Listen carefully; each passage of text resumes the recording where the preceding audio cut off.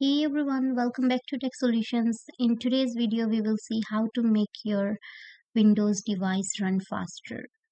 You can open up Task Manager directly using the shortcut Control Shift and Escape, or you can also make a search in the search bar by typing in Task Manager. Once you see the Task Manager window, you will choose Startup Apps. Yes, this one, and click on it. You will see a list of apps. You can choose the app that you don't want to see at the Windows startup. So just click on the app and right click, choose disable, and you're done. So for this one, you see Lively Wallpaper app that I just disabled as a demo.